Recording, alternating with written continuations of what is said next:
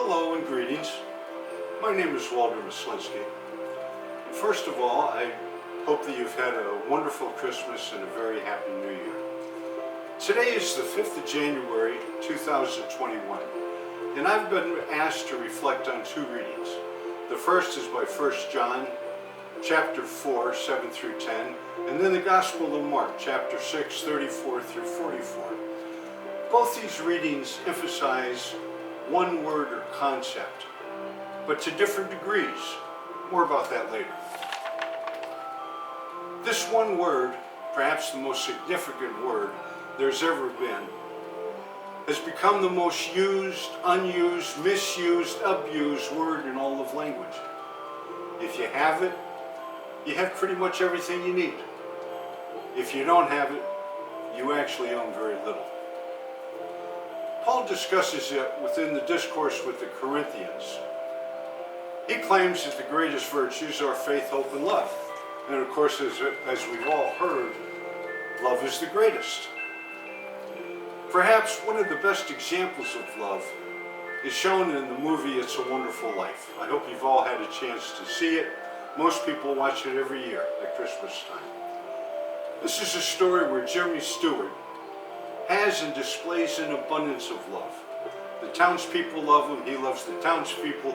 They're doing favors back and forth, and of course at the end of the movie, they strongly bail him out. This is strongly contrasted against the mean old nasty Mr. Potter, who the only thing he has is money, but he has the complete absence of love. Love that he gives or love that he receives. They're both absent. It's a very difficult word to comprehend in a literal sense when you come right down to it. It's mentioned over 500 times in the New Abridged Dictionary of the dictionary. At times, there's little research that makes a lot of sense to us, but on Google, it shows where there are over 130 million books on the topic. None of them really drive home the point, at least not to my satisfaction. There are also dozens of scholarly written definitions. Again, they fall a bit short of how to explain it. Perhaps it's because the best way to describe love is as a feeling deep inside. It's just not accumulation of unvarnished, abstract words attempting to describe it as a form of a noun, an adjective, or an adverb. Words don't quite get the concept across. Deep love is a feeling manifested first deep in your gut, and then it becomes to transcend throughout your body, through your limbs, out to your fingertips, and into your brain. If you have it, it's a feeling of warmth, elation, ecstasy, exhilaration, feeling on cloud nine, being in seventh heaven. It's simply intoxicating. If you don't have it, or if you've lost it, or someone very dear to you has either been lost, such as a sweetheart or a loved one, again, it's a feeling, but quite a different one. It's a feeling of emptiness, a kind of hunger, bareness, vacantness, the feeling of knowing you'll never have or be with someone again in this lifetime.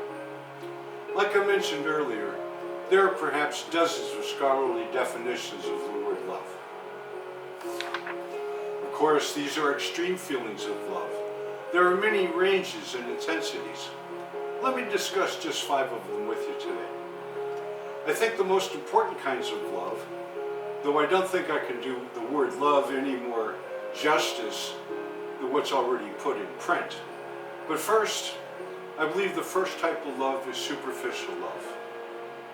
It's the one given or received without much thought. You know, it's the casual love, experienced between loved ones. Expressions like, see ya, love ya, greeting someone kindly with a smile, just being casually nice, not much effort put into it, not much invested. The second kind of love is togetherness. Love is most common in man and God, and is love for one another. It's the great human need. This is depicted within the beginning of our first reading, where John asks us to love one another. Third, and often used and misused, is that of love of practicality. This one takes some effort. It's the giving of one's time and effort, resources or wealth. It's best depicted by our second reading, where Jesus feeds the multitudes, and not just giving out of abundance. Remembering the woman at the well who gave 2 coins, where the wealthier were giving a lot more, but not nearly to the extent that they could, not to the extent where it hurt, and Jesus calls on it. Fourth, we have romantic, sensuous love. I don't think much needs to be discussed here or explained. As the phrase has been said, love is fleeting or falling out of love. Perhaps it's fleeting and disappearing because too many of us find love and do little to nourish it or embellish it, regenerate it, fail to charge its batteries, often with great kindness, making time for one another, making time to make the other feel loved is very important. Finally, there's sacrificial love. This is the most intense, most personally expensive, most personal of all loves. First responders come to mind.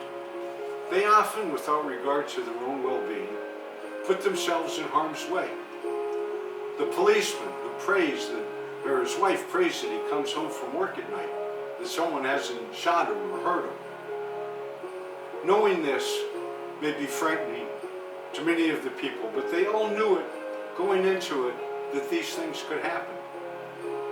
Still, as selfless as these people are, they're knowing their time may come. They surely don't want to, but freely accept the consequences that they put themselves in. But what about the one who knows his last days are here? Their whole purpose on the earth was to prepare the people and then depart the earth. This would be called sacrificial love. The selflessness, the one who died for the benefit of the people he so desperately wanted to save, or the Father who created that Son for the sole purpose of freeing us of our sins. Truly, this is the greatest of loves. Listen, tonight I appreciated being able to leave this message with you, and I bid you well and wish the best that this year's got to offer. For now, take care and may God bless.